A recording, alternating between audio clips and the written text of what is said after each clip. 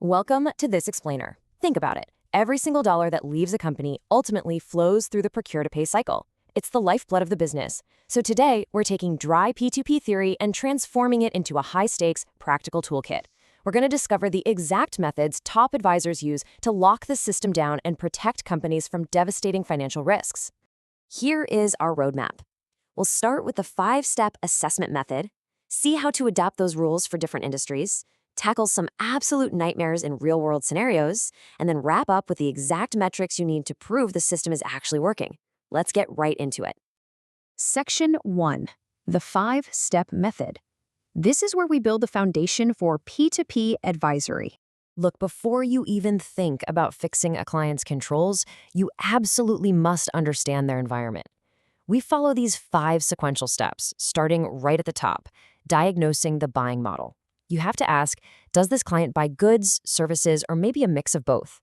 Is their spending totally centralized, or is it scattered all over the place across rogue departments? A small marketing agency simply doesn't need the same heavy industrial control framework as a massive auto manufacturer. Now, step 2 is where things get really interesting. You have to map the actual flow. And let me tell you, there is almost always this fascinating, sometimes terrifying, gap between the beautifully documented policy and what employees actually do on the floor. The real advisory work lives right in that gap. Because policies that say all the right things but aren't followed, well, those aren't controls. They're just really expensive paperweights. You have to verify who is actually approving vendors and payments in practice. Moving into step 3, we are actively hunting for fraud exposure. Procure-to-Pay carries a massive risk, so you have to interrogate the system with some hard questions. Can one single person add a new vendor to the master file and then authorize a payment to them? Are prepayment duplicate checks genuinely happening? Is the three-way match actually enforced by the system, or are managers just routinely overriding it because it's quote-unquote inconvenient? For step 4, your recommendations need precision. This is absolutely crucial. Never just stroll in and tell a client to strengthen controls. That leaves way too much room for misinterpretation. Instead, you dictate the exact actionable fix. For example, tell them to implement a mandatory three-way match, hard-coded and enforced in the AP system, requiring dual authorization for absolutely any override. See the difference? It's specific and bulletproof. Moving on to section 2. Adapting to business models. Because as you might guess, one P2P size definitely does not fit all. The overall stages of purchasing are universal, but your advisory focus has to pivot based on the industry. A software startup buys things very differently than a construction crew.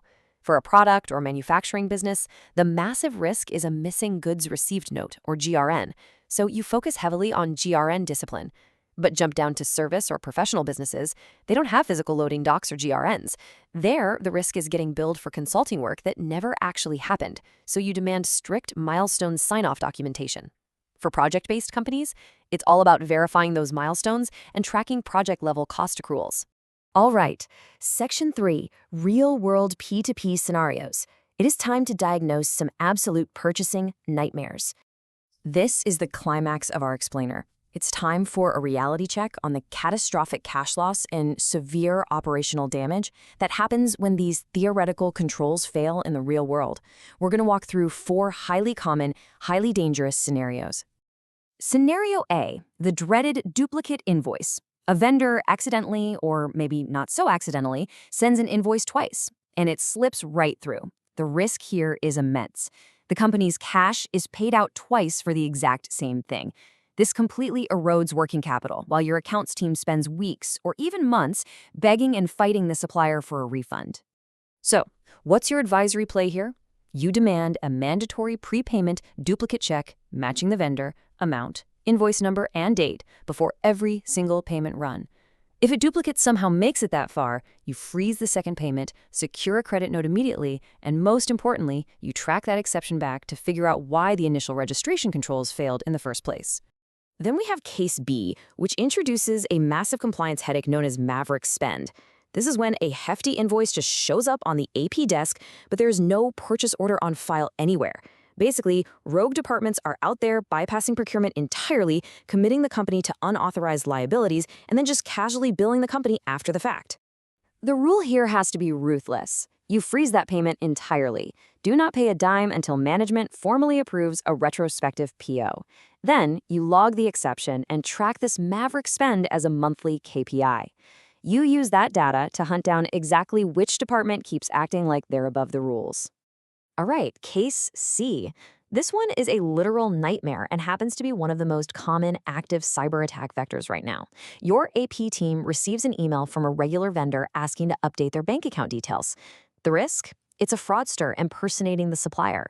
If you update the system, your next massive payment run goes directly into a criminal's pocket, and that cash is usually gone forever. The absolute golden rule here: never ever change vendor bank details based on an email alone, no matter how legitimate it looks. You must force the client to pick up the phone and call the supplier directly, using an independently verified number, not the phone number listed in this suspicious email. Add pool authorization to approve that master file change, and you effectively neutralize the threat. Finally, we hit case D, a classic period-end problem. Physical goods arrive at the warehouse right on the last day of the month, but the invoice is nowhere to be found yet. If you don't account for this correctly, the company's expenses and liabilities are understated. And you know what that means? Their profit for that period will look artificially and dangerously high. The financial fix is implementing a strict period-end accrual process. Any goods received note sitting there with no matching invoice at the close date absolutely must be accrued. You debit the expense to take the hit now and credit an accrued liability. Then you simply reverse that accrual at the start of the next period when the actual invoice finally drops onto the desk. It keeps the books honest. Which brings us to our final section. Section 4, measuring P2P success and the critical KPIs for cycle health. To wrap things up, we want to leave the client with a self-sustaining dashboard that actually works.